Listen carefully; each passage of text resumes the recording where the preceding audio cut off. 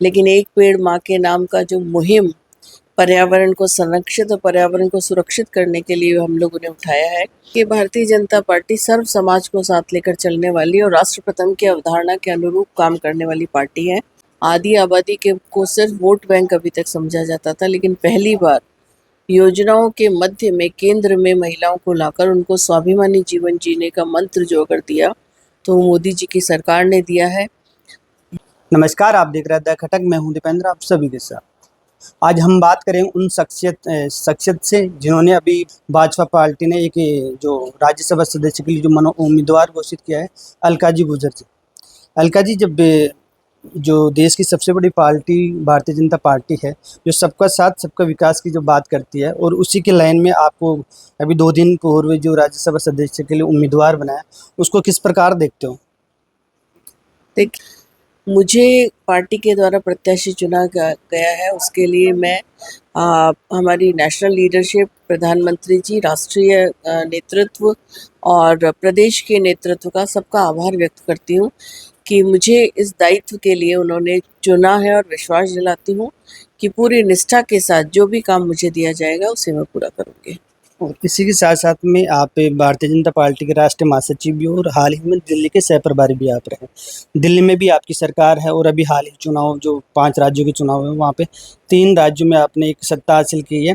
और कहीं ना कहीं जो महिलाओं की बात करने वाली जो पार्टी, जो महिलाओं को सशक्तिकरण की बात करने वाली थी, और महिलाओं को कहीं ना कहीं कानूनी व्यवस्था को जो डगमगाहट थी पश्चिम बंगाल में, उसको लेकर के भी एक अच्छा कदम आपकी सरकार करेगी। क्या आने वाली टाइम में राजस्थान में भी और इन्हीं प्रकार जो महिलाओं के साथ जो छेड़छाड़ हो रही है, अभी कल भी एक घटना आई जो विपक्ष ने बार बार से इस पे भाजपा के ऊपर ताबड़तोड़ हमला भी करते हैं, कहते हैं कि बीजेपी की जो कानूनी व्यवस्था वो कहीं ना कहीं चरमराती हुई नजर आ रही है, उसको किस प्रकार देखते हैं?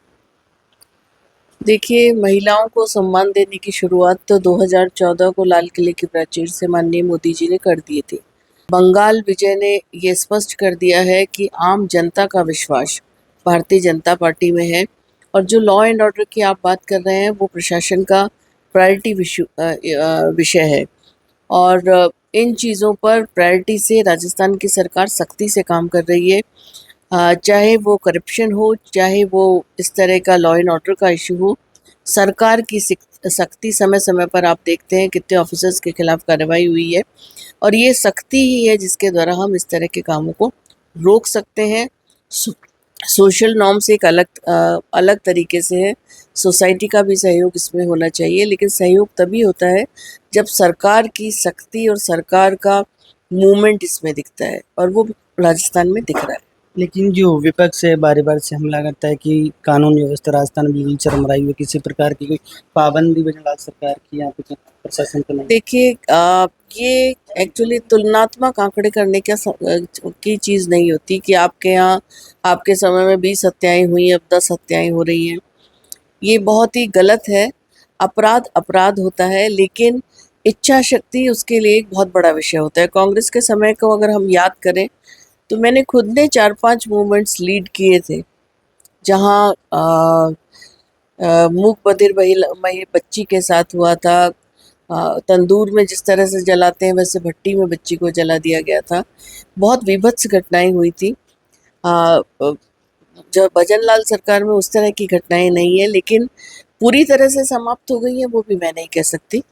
सामाजिक जो पार्ट है वो एक अलग पार्ट भी होता है। इन घटनाओं में रोक लगी है और निरंतर ग्राफ नीचे आ रहा है, और यही सरकार निरंतर उसकी प्रायोरिटी में भी ये काम है कि बहनें सुरक्षित रहें, आदि आबादी सुरक्षित रहे। जब आदि आबादी सुरक्षित रहेगी तो मोदी जी का जो स्वप्न है विकसित भारत का, वो भी परिपूर्ण हो पाएगा। आज विश्व पर्यावरण दिवस है, उसको लेकर के भाजपा के तमाम नेताओं ने, बड़े बड़े लीडर जो भी थे, उन्होंने हर अपने मुख्यालय के बाहर या अपने आसपास कहीं ना कहीं वृक्षारोपण का कार्य किया है। उसमें मैं ये सभी लोगों को आह्वान करना चाहूँगी, आग्रह करना चाहूँगी कि माँ के नाम के एक पेड़ जरूर हम लगाएं, उसको सुरक्षित और संरक्षित हम रखें। इसको लेकर के भारतीय जनता पार्टी का कोई आंकड़ा है कि साल भर में कितने पेड़ कम से कम माँ के नाम अभियान के तहत लगाए जाते हैं वर्षों में? देखिए, माँ के नाम जो जितना किया जाए वो कम नहीं होता। तो ये आंकड़ों में बताने वाली चीज़ नहीं, ये भावना की बात है। और इस भाव के साथ, और आज की आवश्यकता भी है, हम ज़्यादा से ज़्यादा पेड़ लगाएंगे तो हमारी आगे की पीढ़ियाँ सुरक्षित रहेंगी। और जो ये हाल ही में जो पेट्रोल डीजल को लेकर के जो ईरान इजराइल युद्ध के हालात बनने के बाद जो दिन ब दिन जो महंगाई बढ़ती नजर आ रही है, उस पर भी विपक्ष से बराबर हमलावर है, उसको किस प्रकार देखते हो? ये वैश्विक रूप से जो हो रहा है वो हमारे हाथ में इतना नहीं है, लेकिन फिर भी हमारे प्रधानमंत्री जी के आह्वान करके कार पूलिंग के लिए हम कम से कम ईंधन का उपयोग करें, कम से कम गाड़ी का उपयोग करें, पब्लिक व्हीकल्स को ले, ये जो आह्वान किया है वो निश्चित रूप से किसी भी देश के प्रधानमंत्री के द्वारा किया जाना देश के हित में बहुत बड़ा कदम है। वैश्विक रूप से जो कमियां आ रही हैं उसकी पूर्ति के लिए तो हम प्रयास कर ही रहे हैं, लेकिन अगर जनता इसमें सहयोग करके साथ खड़ी हो जाएगी तो हमारे देश का जो अर्थव्यवस्था है वो भी सुधरी हुई रहेगी और हमको विकसित भारत की ओर बढ़ना है, और विकसित भारत के लिए एकजुटता राष्ट्र की बहुत जरूरी है। आपको यानी भारतीय जनता पार्टी ने महिलाओं को ध्यान में रखते हुए आपको एक राज्यसभा पद उम्मीदवार घोषित किया गया है, और हाल ही में जो महिला पॉलिटिकल्स में जो तैयारी कर रही है उसको किस प्रकार संदेश देना चाहोगी कि किस प्रकार उनको पार्टी से जुड़कर कार्य करना चाहिए ताकि वो भी एक अच्छे मुकाम या आपके जैसे पद पर पहुंच सके? देखिए, हम भारतीय जनता पार्टी में काम करने वाले लोग हैं और हमारे लिए पद या दायित्व महत्वपूर्ण नहीं है, इम्पोर्टेंट है विचार को आगे ले जाना और जिस उद्देश्य के साथ हम भारतीय जनता पार्टी में काम कर रहे हैं, राष्ट्र प्रथम की अवधारणा के अनुरूप काम करना।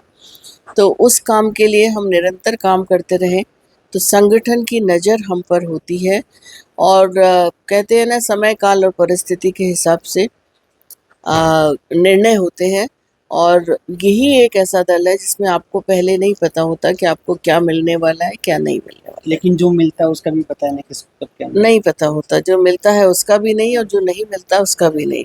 लेकिन आप सैद्धांतिक रूप से अपने जिस विचार के साथ भारतीय जनता पार्टी में, अगर आप ये सोच कर आए हैं कि मुझे तो मुख्यमंत्री ही बनना है, तब तो कुछ भी संभव नहीं है। लेकिन भारतीय जनता पार्टी की नीति, विचार और राष्ट्र प्रथम की अवधारणा के साथ आप जुड़े हैं और आप पूरे समर्पण से काम कर रहे हैं, तो निश्चित रूप से समय काल परिस्थिति के अनुसार आपको आपका ड्यू शेयर जरूर मिलेगा। लास्ट सवाल मेरा है कि आपका जो राज्यसभा का नामांकन है कब तक? 8 तारीख को ही 8 नामांकन। तारीख। जी। अभी जो बेखूबी से जो जवाब दिया अलका गुजर जी ने, और उन्होंने एक नई पीढ़ी जो राजनीति में सक्रिय रूप से काम कर रही है और राजनीति में बढ़ना चाहती है, उनको लेकर के भी अपनी बेखूबी अंदाज में सब पूरे सवालों को जवाब दिया। और ऐसे ही तमाम अपडेट्स के लिए बने रहे हमारे चैनल द खट्टा के साथ। शुक्रिया।